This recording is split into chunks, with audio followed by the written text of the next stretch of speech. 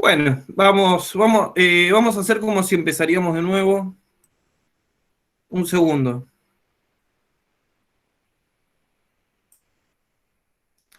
Eh, bueno, la Argentina liberal se configura luego de la batalla de Caseros y de Pavón. Rosas es vencido y eh, los, eh, en la disputa en cuanto a la Confederación, Mitre vence a Urquiza en un hecho dudoso y es donde se configura este pacto neoliberal, que es el acuerdo, esta relación desigual donde la Argentina tiene una relación con Gran Bretaña en el cual produce materia prima y Gran Bretaña le vende manufactura. La historiografía liberal, acá podemos ver, eh, se configura mediante una mentalidad colonial que se encarga de legitimar y naturalizar la situación de dependencia. Bueno, para los que están escuchando esta grabación, en realidad tuvimos un desarrollo antes y me había olvidado de grabarla. Por eso fue tan rápida y después igual voy a subir el PowerPoint. También lo puedo subir. Eh, Volvamos de nuevo al tema que estábamos tratando, que es la Argentina liberal. La Argentina liberal, pero ¿en relación a qué? En relación al discurso liberal. En relación al discurso de la oligarquía.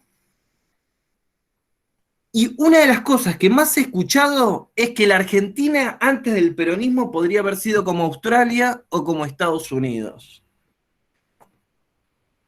Recontra difundido en muchos centros educativos. Y vos le preguntás por qué. Y lo que te dicen, por el PBI y por la, por la exportación de materia prima.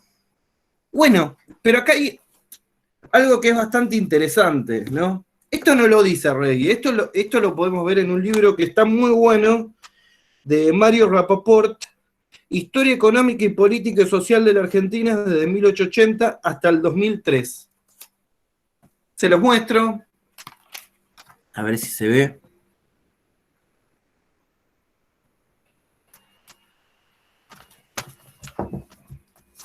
Está bueno porque tiene datos económicos, tiene datos de censo sobre esa época, que son indiscutibles, ¿no? Cuando te plantean, bueno, pero es una opinión, no, hay cosas que no responden mucho a la opinión. Y miren lo que dice Rapoport analizando el censo de 1914 en la Argentina. Lo que dice que a diferencia de Canadá y Estados Unidos, que las tierras estaban divididas en pequeñas propiedades, en la Argentina cada vez tendían más a concentrarse. Entonces, mire lo que da este dato, que en la Argentina los que tienen más de 5.000 hectáreas, o sea, 5.001 hectáreas, representan el 55%. Es decir, que dentro del total, el 55% son grandes terratenientes. De 2.501 hectáreas a 5.000 hectáreas, representan el 14%.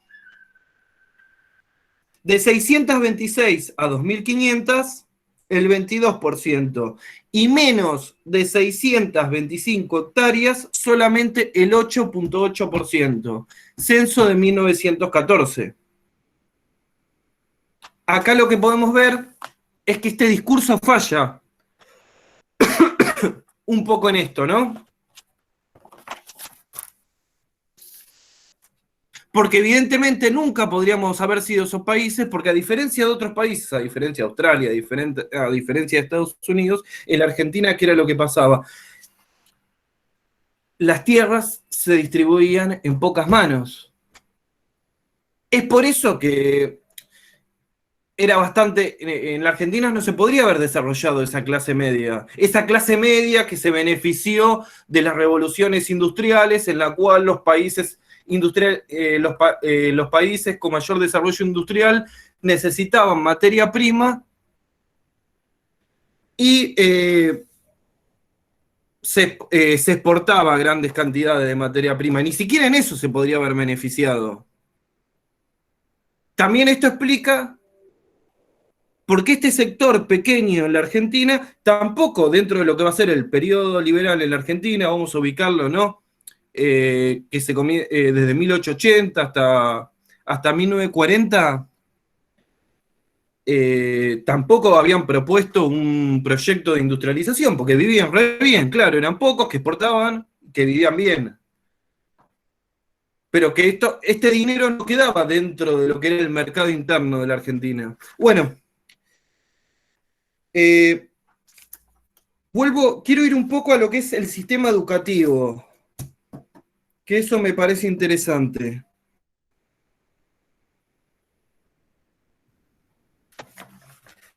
Vamos un poco al sistema educativo, ¿no? ¿Qué es lo que piensa Rey sobre el sistema educativo? Sistema educativo obviamente refiere también a lo cultural. Vieron en la escuela que nos hacen cantar el himno de Sarmiento, que de hecho Sarmiento, Mitre,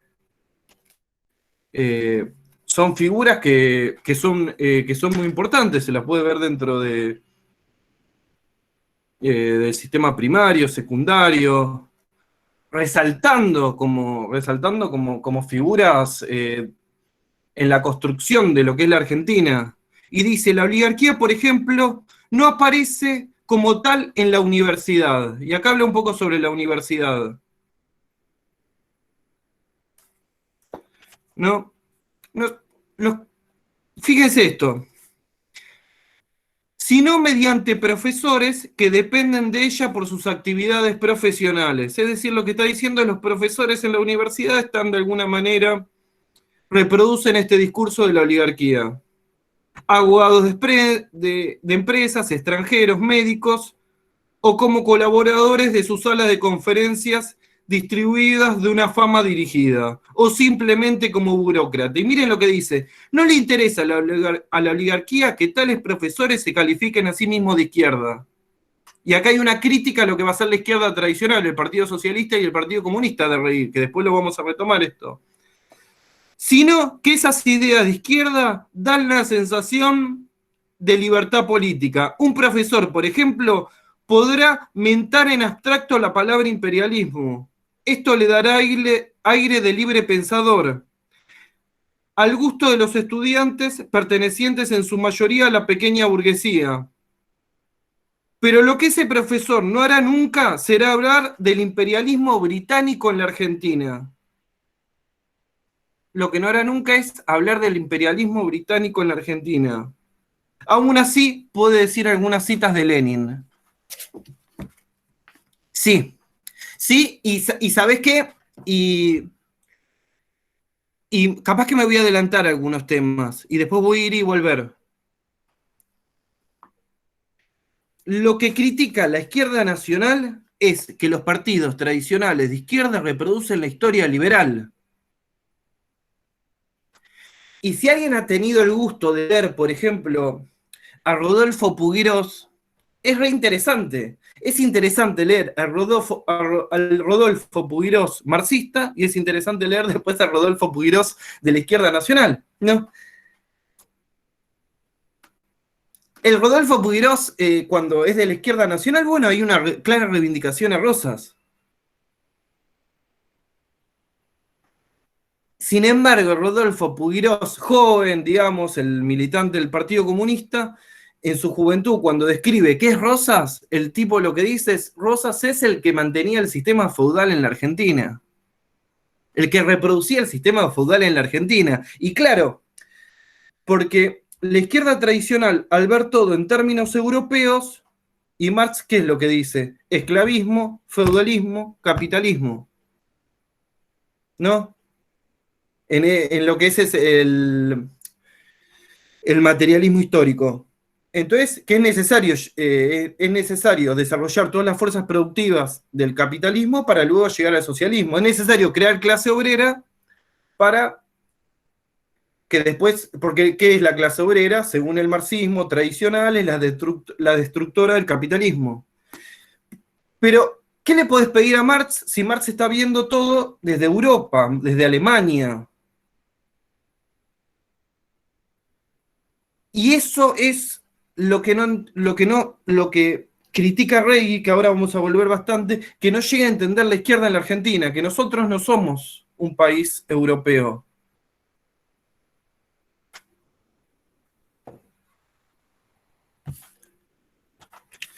Bueno,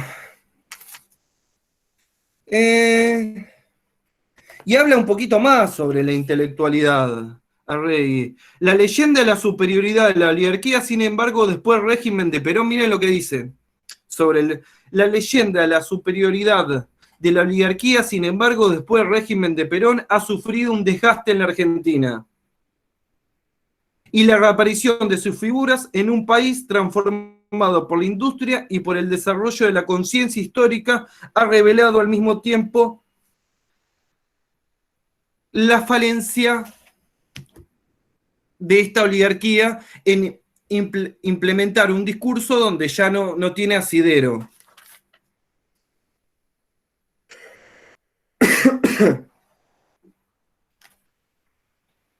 Eh, bueno, lo que van a ver luego de Arrey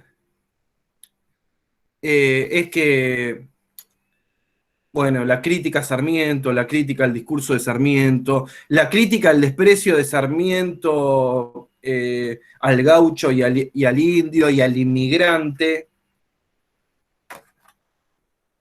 Y quizás ustedes, ahora voy a citar otro libro, ¿no? Y les prometo que sigo avanzando, porque no quiero parecer pesado. Y quiero, cuando termine lo que es la oligarquía, quiero que vayamos un poquito al intercambio de opiniones, también para no ser un autoritario de la palabra. ¿Qué es lo que dice Miguel Cané? ¿Lo ubican todos? Miguel Cané escribió Buenilia, me parece. Sí, lo escribió. Escritor, representante de la oligarquía. Miren lo que dice Miguel Cané. Ya vimos el desprecio de Sarmiento. Ahora lo vuelvo de nuevo, si quieren, por el gaucho y por el indio. Miren lo que dice Miguel Cané sobre el inmigrante pobre, incluso sobre el inmigrante que llegó acá a la Argentina y que se enriqueció de alguna manera. Ah, ¿de qué libro? Siempre es bueno citar cita, fuente. Bueno, este libro es, muchos lo deben tener. A ver ahí si se ve. Es de José Pablo Feynman. Dice, los argentinos cada vez más somos menos. Cuando se refiere a argentinos se está refiriendo a la oligarquía. Los bastardos son cada vez más. Con todo hemos sido nosotros los argentinos que cada vez somos menos lo que hemos traído a estos bastardos, a estos errantes para poblar la Argentina. Somos así porque así nos hemos hecho. Nosotros los hemos traído y aceptado. Pero hay un lugar sobre el que no deberán poner sus rugosas manos, el cuerpo de nuestras mujeres. Ese cuerpo es el cuerpo de la patria. Esas manos rugosas, debe tomarse nota de esto. A los errantes se está refiriendo en esta relación con los inmigrantes.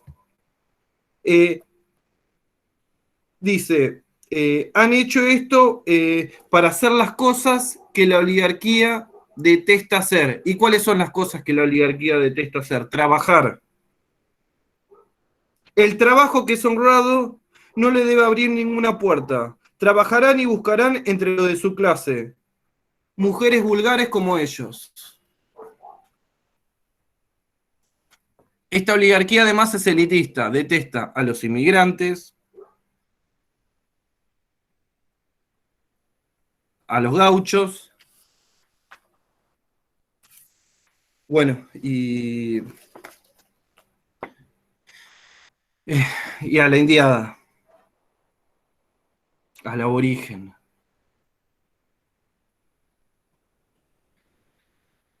Algo más sobre la educación que dice Rey y abrimos el debate si quieren. Bueno, está bueno lo que lo que decís ahí. Vieron que vieron que siempre la mujer es comparada con la patria, la madre patria.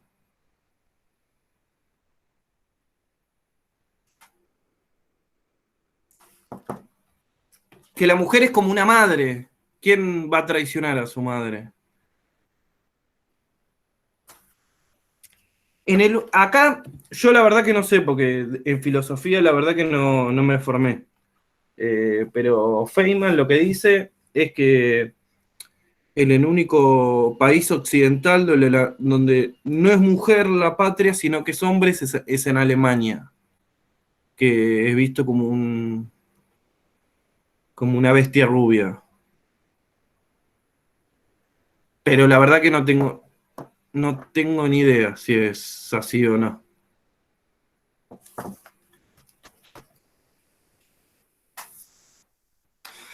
Y después acá podemos ver un poco, dice, la educación impuesta en un país dependiente depende de la vida de la clase dominante y la degeneración de intelectuales que educa al servicio de esta clase.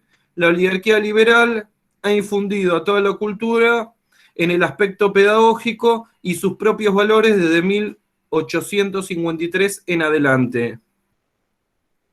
Y lo que plantea es que las universidades lo que hacen es reproducir estas ideas.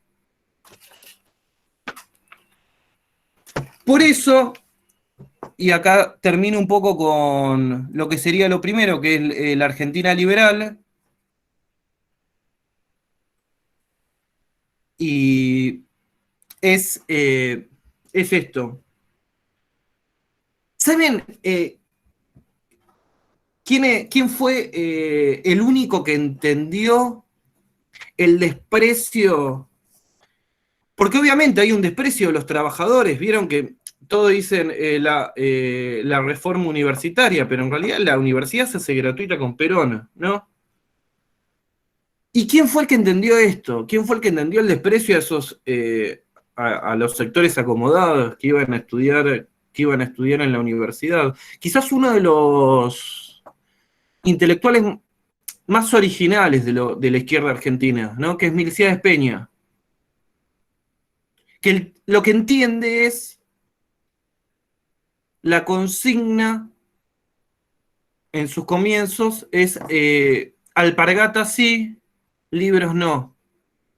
Y la entiende por qué. Y porque, claro, primero porque era parte del pueblo argentino y la universidad estaba totalmente alejada del pueblo argentino. Luego, con el peronismo, la universidad eh, se va a volver accesible hacia los sectores postergados. Pero una consigna, siempre los que critican al peronismo sacaron esa consigna y totalmente sacada del contexto. Como si la universidad siempre fue gratuita y siempre los sectores populares tuvieron acceso a la universidad, ¿no? Sí, la idea es retomada por Jaureche y en el último encuentro, en el que ustedes abordarán a Jaureche, que lo que van a ver es que en muchas cosas coincide con Arregui, pero bueno, el pensamiento nacional es bastante amplio. Entonces, hay en algunas cosas quizás que no están tan de acuerdo. Y luego esto lo van a ver. Bueno, con esto hemos terminado lo que sería la Argentina. Tengo muchas más citas, pero muchas más citas, mucho más de... Pero Arregui a grandes rasgos lo que plantea en su libro, capítulos y capítulos de su libro, es esto, que es cómo esta Argentina oligárquico-liberal no es... Y el tipo, miren lo que se da cuenta, que nosotros ya no es solo un sistema económico, sino que para legitimarse, ¿qué es lo que necesita ahí? Legitimarse culturalmente, socialmente. Entonces lo que dice Rey es, no solo la oligarquía reproduce este discurso, sino que la reproduce muchos sectores de la sociedad argentina que no son la oligarquía. Y acá hay algo muy claro que es la hegemonía, ¿no? Que es como una idea particular, exacta, y que para reproducir un sistema económico injusto y desigual necesitas eso, necesitas culturalmente ser, culturalmente influir en sectores de la población que no tienen los mismos intereses que los de la oligarquía, pero que lo que ve que a diferencia de lo que sería el marxismo tradicional, digo el marxismo tradicional porque obviamente después con Gramsci ustedes pueden ver que hay un cambio. Cuando Gramsci es el que define hegemonía y dice coacción y consenso, y que la hegemonía está sostenida en lo cultural para reproducir relaciones desiguales.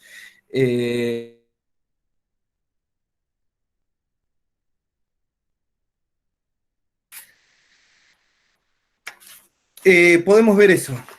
Si les parece, ya con esto terminamos lo que sería la Argentina oligárquico liberal, que es lo que podemos decir, contexto, 1880, 1940,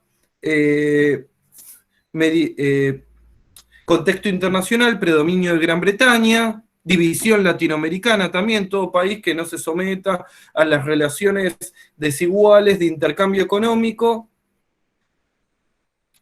va a sufrir las consecuencias. Caso Paraguay, modelo de acumulación agroexportador, y podemos decir que se estructuró así. Y que oligarquía, retomando, es como, definiendo oligarquía, es como un sector pequeño de la población, gobierna, pero gobierna en beneficio suyo, no en beneficio de la sociedad. Vieron que en este caso podríamos volver de nuevo a Aristóteles. Aristóteles dice gobierno puro, aristocracia, gobierno impuro, oligarquía. Por eso se le dice oligarquía. Bueno, algo que ya con esto me parece que redondea el tema. Y para los que están escuchando la grabación, quizás las dos primeras filminas les resultaron como que las dije sin ganas. Fue porque antes las habíamos tomado. Pero me parece que con esto, de alguna manera, les puede llegar a cerrar las dos filminas anteriores. Bueno, algo que quieran. Ahora vamos a abordar otra parte de Rey. Pero algo que quieran aportar.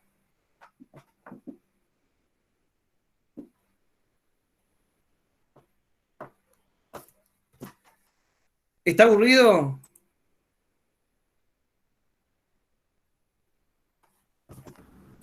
No, muy interesante, Juan. Perfecto. Bueno, si les parece, continuamos. A ver si me dicen algo.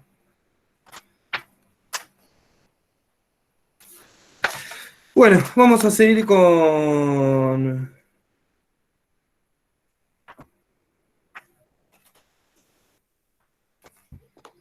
Voy de nuevo a compartir.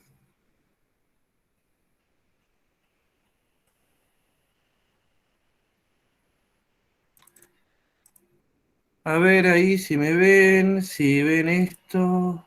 Acá esto debe ser. Esto debe ser. ¿Qué es lo anterior?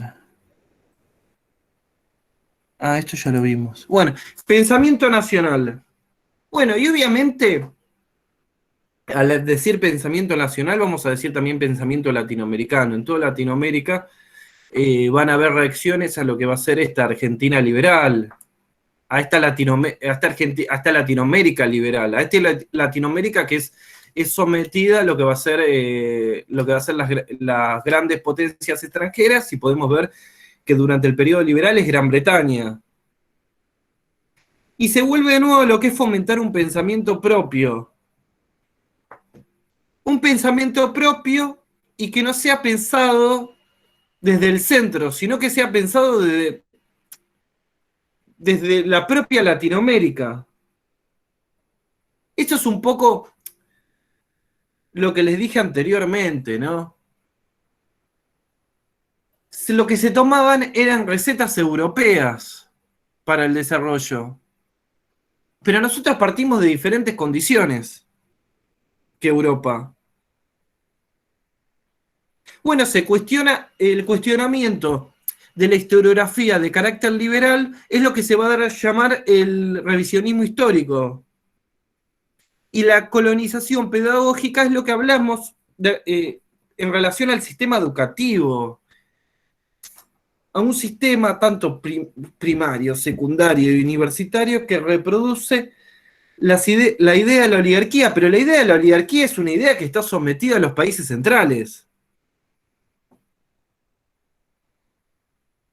Y acá vamos a ver el surgimiento de Forja, Fuerza de Orientación Nacional para la Joven Argentina.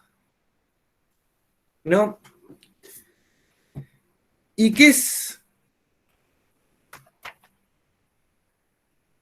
se puede decir de...? Bueno, lo que dice Arrey en este sentido es que Irigoyen lo que cumple es, al irigoyenismo dentro del radicalismo lo ve como un movimiento nacional, pero que cumplió con la primera etapa de la construcción de esta conciencia nacional, que es lo que dice, que fue la democratización de la Argentina. Quizás a muchos nos hace ruido, digo, a mí, y esto es cuestionable, o sea, ahora estamos viendo Rey, pero lo que podemos ver es, bueno, es la ley Saspeña, donde el voto en vez de cantado pasa a ser secreto, y donde en vez de ser universal el voto, pasa a ser obligatorio. Y esto es lo que habla, ¿no? Sobre la primera parte de la democratización. Pero lo que dice es que tuvo sus limitaciones. ¿Y a qué se deben estas limitaciones? Y a la construcción de la base social, a la construcción de la fuerza histórica que hay que tener para transformar la Argentina.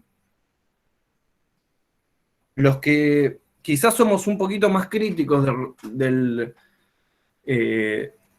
radicalismo, podemos ver cosas que nos hacen ruido, como la Semana Trágica y los sucesos de la Patagonia, donde 1.500 obreros son fusilados, y donde el general que fusila a esos obreros en la Patagonia encima es radical. Pero bueno, les voy a decir qué es lo que dice Rey.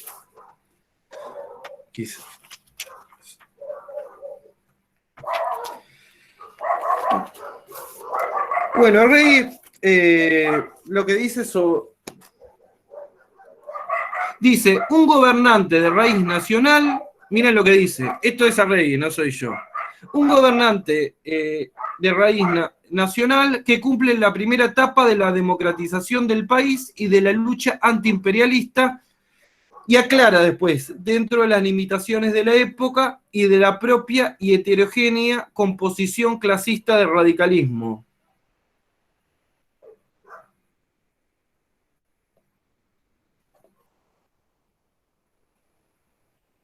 Dice eso y cuestiona, lo que cuestiona Rey es, en este caso, es el apoyo de los partidos de izquierda al golpe militar a Irigoyen.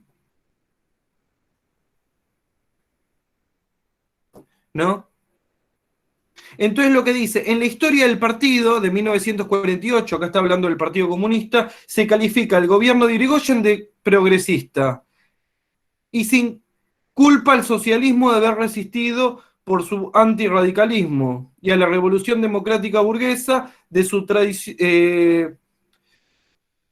traición a la clase obrera y por sus posiciones por defender los intereses de la oligarquía.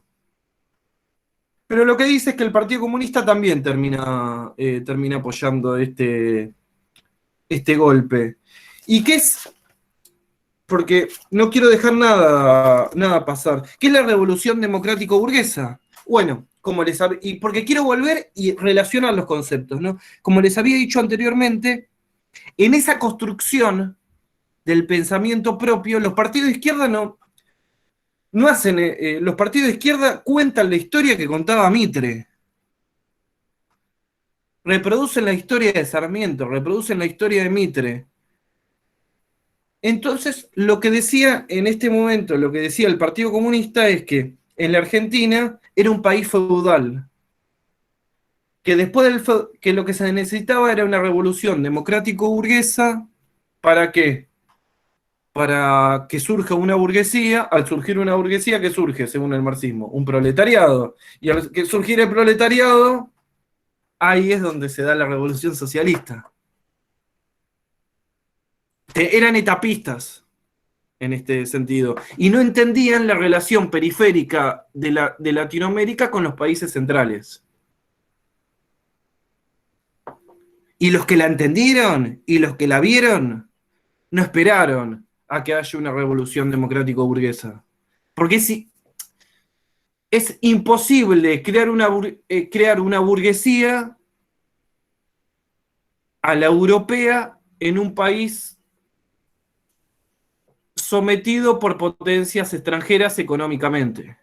Sometido, con una relación, no quieren ponerle el término sometido, pónganle con una relación desigual. ¿No?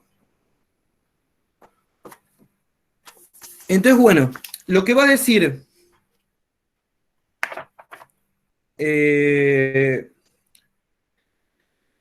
Arrey de Irigoyen va a ser eso. Va a ser que es una etapa dentro de lo que es, dentro de la construcción de la conciencia nacional.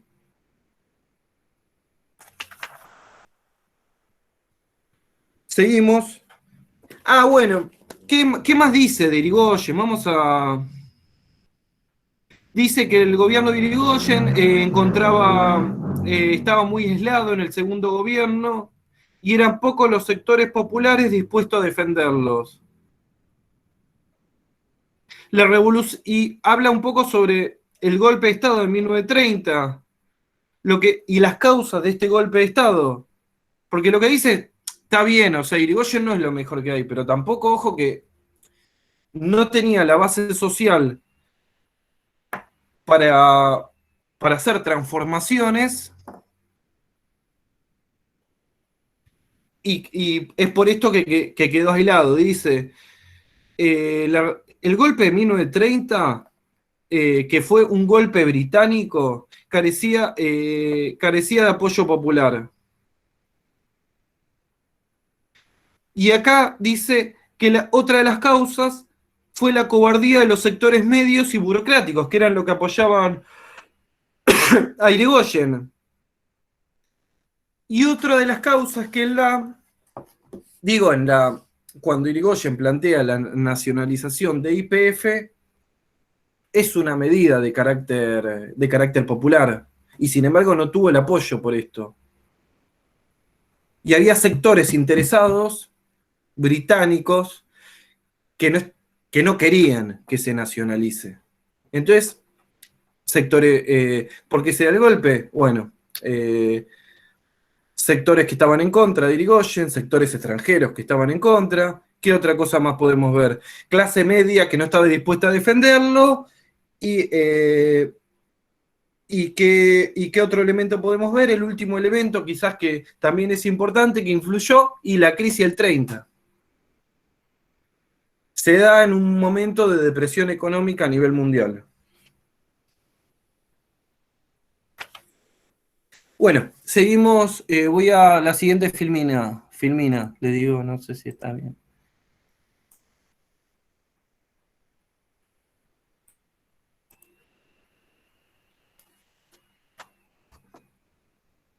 Bueno, esto es una crítica que hace Arregui tanto al Partido Socialista como al Partido Comunista. que dicen que reproducen una historia oficial falsa, niegan al pueblo, tienen ideas europeizantes y por esto siempre estuvieron en contra de los movimientos nacionales. Bueno, vuelvo de nuevo, nada más acertado en esto. Me voy a permitir citar a Walsh. Walsh lo que dice es, y esta es una crítica de alguna manera a un sector del peronismo. Dice, hay compañeros que saben cómo Lenin o Trotsky hicieron la Revolución Rusa. Pero si vos le preguntás cómo Rodríguez o Rosas tomaron el poder, no tienen idea. Bueno, es eso. Es estar más interesado en de lo que pasa en otros países que en el propio país. Estar más interesado en lo que pasa en Europa que lo que pasa en Latinoamérica. Reproducir esa historia oficial en el cual Rosas era un tirano o defendía era un tirano y lo que mantenía era un sistema feudal en la Argentina. Es totalmente errado eso.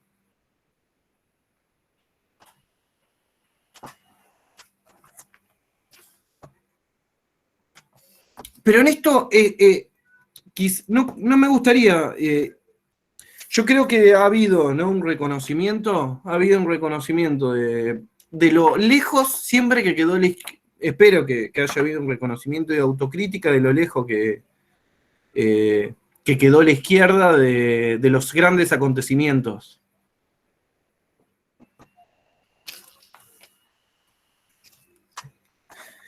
Si ustedes ven el libro, son hojas y hojas criticando a Rey, sus críticas a lo que va a ser la izquierda. Les leo algo más y terminamos este tema, que dice, el oportunismo intelectual de la izquierda se desliza hacia la reacción. Al mismo tiempo, esta política aísla a los intelectuales en general de la Revolución Nacional. Y las masas aprenden por su parte a despreciar el mito de la inteligencia, contradiciéndose a sí misma en su función antinacional y su progresismo universal. La izquierda intelectual exhibe en su desencarnada verdad la esencia misma de la inteligencia colonizada.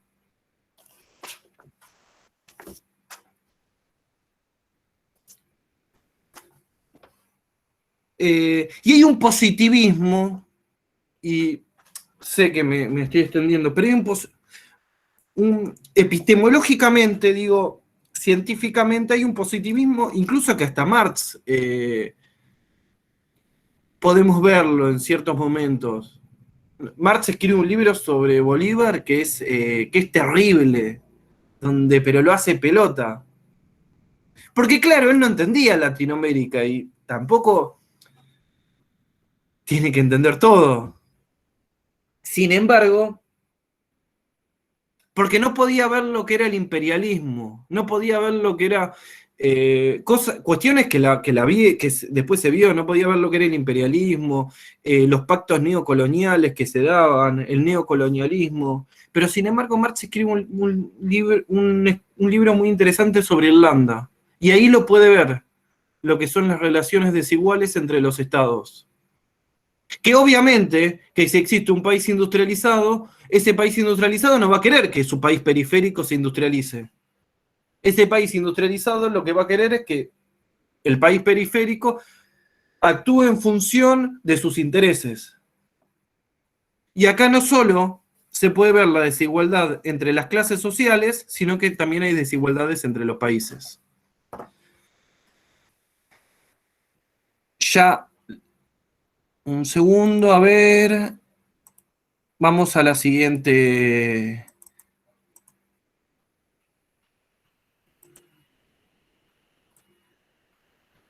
Bueno, esto ya lo hablamos, lo de colonización pedagógica. lo traté de nuevo. Bueno, y Arregui lo que ve son movimientos nacionales, que es el irigoyenismo y el peronismo. Más o menos lo que les había dicho, el radicalismo cumple con la primera fase de democratización del país, el peronismo es una nueva fase del movimiento nacional que representa una continuación del irigoyenismo en la disputa de imperio-nación. Esta es la definición de Irigoyen, que ya las planteé.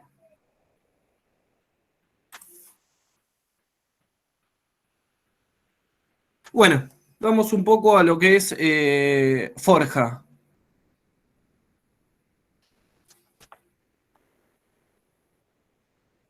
Bueno, acá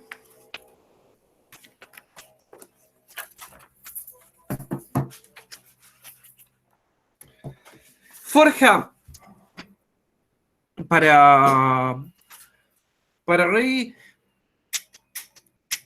es de alguna manera lo que va a ser la semilla o los comienzos de lo que de este nuevo movimiento popular que va a ser el peronismo. ¿Por qué? Porque estos autores escapan de la visión liberal y también de lo que son las visiones marxistas, que en cierto sentido coinciden las dos en su positivismo histórico, en su reproducción de una historia oficial, y lo que va a hacer Forja es cuestionar eso. ¿Y qué va a plantear? Y va a plantear que existe una relación desigual entre no solo la contradicción burguesía-proletariado, sino que en los países hay en el sistema económico hay una contradicción también muy importante, que países periféricos y países centrales.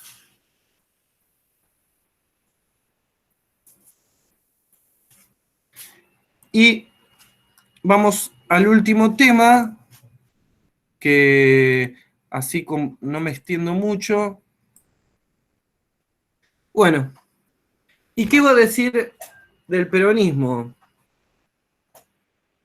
Lo que va a decir es que rompe el sistema económico y político que Irigoyen no había hecho, que fue atacado tanto fue atacado tanto por la derecha como la izquierda, tanto por los conservadores como por los partidos de izquierda,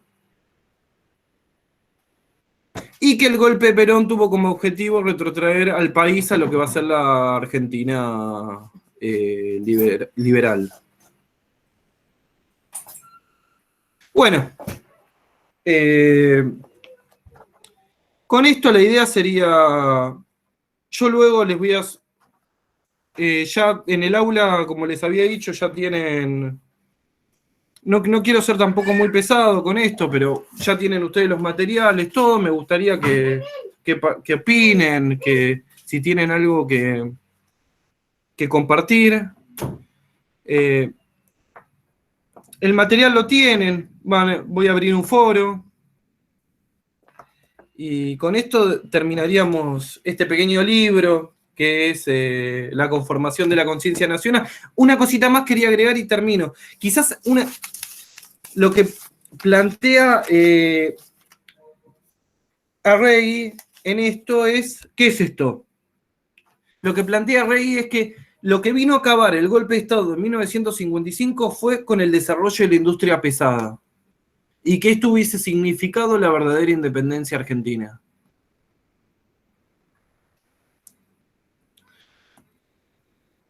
Y todo lo demás, bueno, sigue criticando a los sectores de izquierda en relación al peronismo, que lo cuestionaron, lo bastardearon y trabajaron de partidos opositores a pesar de sus declaraciones.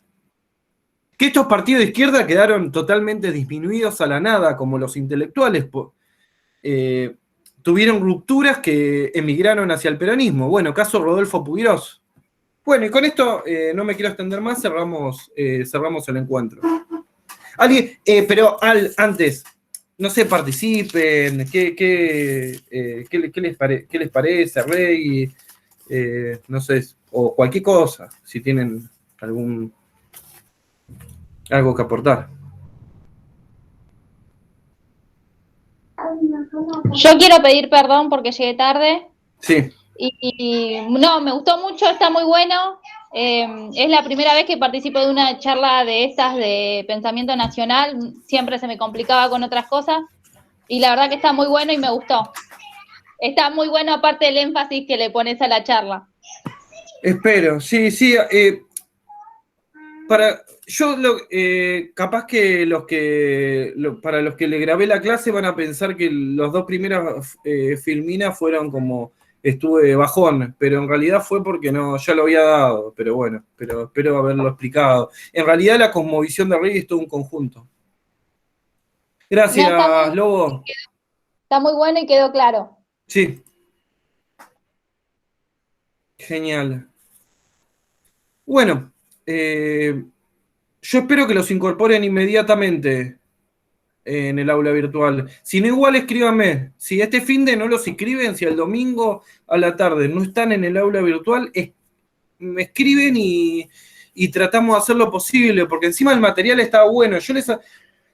Yo pensé hasta que que les había subido el material, todo. Y dale, escríbanme. Si no acceden el domingo a la tarde, escríbanme. Yo igual ahora vamos a tratar de solucionarlo el problema. Porque no quiero que pase como la vez pasada, que nadie tuvo acceso a nada. Por las dudas, buenas. Por las dudas puedo dejar el link del libro en el chat. Ah, dale. Ahí lo busqué. Dale. Ahí está. Dale. Bueno, de paso les voy mostrando el aula virtual, si les parece. Genial. Vos, Clara, estás, ¿no? En el aula virtual. No. O sea, cuando mostraste el aula, ahí me fijé cómo era el link y lo busqué recién para Genial, por las dudas, dale. por si no abrían el aula el fin de semana. Dale. Esperemos que se pueda dar. Como ustedes verán, sí, es ese. Es ese, así que bueno. Ahí se los comparto. Pero sí, es ese. Y estos serían los temas. Ahí, a ver. Que de alguna manera abordamos.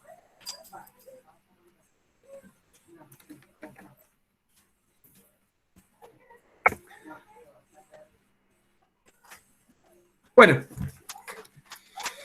Entonces nos vemos. Seguramente no estaré. Nos vemos la semana que viene, que vamos a ver un texto que es bastante complejo y que a mí siempre me costó mucho abordarlo, que es la comunidad organizada. Que parece simple, pero después se vuelve bastante complicado. Así que nos vemos la semana que viene con Perón. Que tengan un buen fin de. Bueno, gracias. Chao, hasta luego. Gracias a ustedes por estar. Gracias, hasta luego. Buen fin de Juanma, cuídate, estamos hablando. Igualmente, Lobo, buen fin de. Abrazo. Gracias por la clase, estuvo muy buena, la verdad, me gustó mucho. Así que espero con ansias la siguiente. Genial, gracias. Chao. Gracias. Nos vemos, chao.